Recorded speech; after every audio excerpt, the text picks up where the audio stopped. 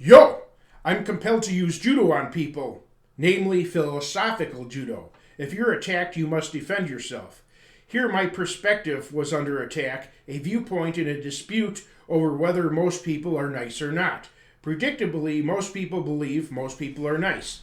Is this circular reasoning, or should us so called pessimists change our viewpoint? Though niceness can be subjective, we can reach a logical conclusion. First, most people could not have been nice in America when slavery existed. Although only 2% of people owned slaves, most people tolerated the practice. Slavery gave the South a huge advantage because plantation slaves were extremely useful for Southern horticulture, while the industrialized Northern so called Rust Belt didn't benefit. The subsequent wealth Confederate so called Sun Belt states acquired from slavery gave them power to secede. And since the North had slaves themselves only 50 years prior, it indicates that Northerners generally oppose Southerners to maintain power, not out of compassion for slaves. Though American slavery is now illegal, tobacco companies are now and have been big businesses. Many financially profit from cigarettes, which enslave users to addiction. This maintains cash crops, causes millions of premature deaths, and destroys people's health. Others approve by allowing tobacco to be legal. Most people are polite and nonviolent. This satisfies most people's definition of nice, since most people have sizable families. With their calendars filled and needs satisfied, simple politeness and nonviolence is all they expect of society. However, those with unsatisfied needs often believe that most people are not nice. People who believe that society is nice express disapproval toward those disgruntled people instead of addressing their needs, labeling them negative, paranoid, etc. That's like a wolf wearing hippie beads and flashing a peace sign to a rabbit saying, "Don't be negative and paranoid, that's dangerous thinking." Instead, consider that 100% of people I didn't know who rang the doorbell, sent mail, or phoned me only wanted money. Often, nobody extends themselves socially to a neighbor. On the TV show What Would You Do?, actors improvised various troubling scenarios. Often, one actor subjected another to a ferocious verbal abuse in public. People made faces but said nothing. Sometimes actors publicly collapsed. Again, most people would not stop to offer assistance. In an airport scene, two actors convincingly portrayed themselves as airplane pilots getting extremely drunk.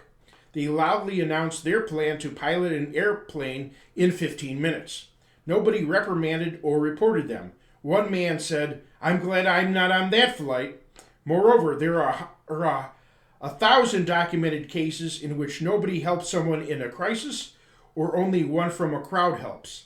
And according to What Would You Do?, only 1 in 5 lost wallets are returned, implying that 80% of people are crooks or completely uncaring. Think about it. Per Christian scripture, John the Baptist and Jesus considered their contemporaries, I quote, "a generation of vipers." That's extremely dangerous, venomous snakes. Matthew 3:7, Matthew 12:34. Paraphrasing Jesus of Nazareth in Matthew 7:13-14. Many take the highway to destruction, universally understood as hell, and few find life, universally understood as heaven. Declaring that most people are nice either implies that God will damn many nice people, or Jesus of Nazareth didn't know what he was talking about. The Apostle John concluded, "The whole world lieth in wickedness." First Epistle of John 5:19. If someone makes people feel wonderful, yet there's one person whom he dislikes, so he murders him, is he a nice person or a murderer? Think about it. Moreover, do we respect others except 1 or 2 people whom we hate or won't forgive? Christ equated hate with murder and said that those who won't forgive won't be forgiven. Jesus, referring to benevolent and social acts, said, "Inasmuch as you failed to serve the least, you failed to serve me." Food for thought. For an even lower estimation of humanity by an atheist, see the video "Humanity is Overrated." Movies and books. I've been blessed and I'm thankful for my blessings. Many people's problems are worse. However, without wealthy parents, I probably would have died young or have nothing. I relate to characters who have obvious differences which separate them from others. Therefore, I recommend the following must-see movies. 7 are fictional but brilliantly depict what would happen given the circumstances. 8 movies ended disastrously for one or more characters, all reflecting true life. The Elephant Man movie and book factually document what happened to someone physically deformed and handicapped. Powder imaginatively postulates an intelligence extreme. Note that those of highest intelligence often suffer ostracism. Physical differences, differences in upbringing, and ideological differences. The Sixth Sense superbly illustrates the psychiatric community and society at large refusing to acknowledge unfamiliar spiritual realities no matter what anyone says, and damning people as mentally ill or freaks. Lost and Delirious, loosely based on Susan Swan's book The Wives of Bath, is an excellent illustration of what happens to nonconformists without a family. Polly, having only one friend, no family, and losing her only love, quoted Shakespeare's Antony and Cleopatra, Act 4, Scene 15. Shall I abide in this dull world, which in thy absence is no better than a sty? Before committing suicide. Mary Bradford commented, I was almost swallowed up in darkness like Polly, but I had you, speaking to her mother's spirit.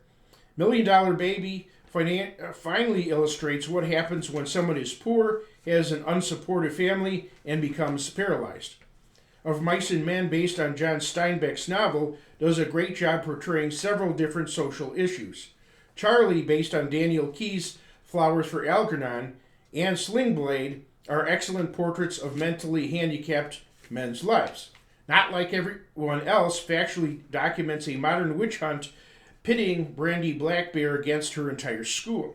Her parents acquired some semblance of justice by hiring lawyers. However, the movie distorted the facts, making her persecutors devout Christians and she a non-Christian.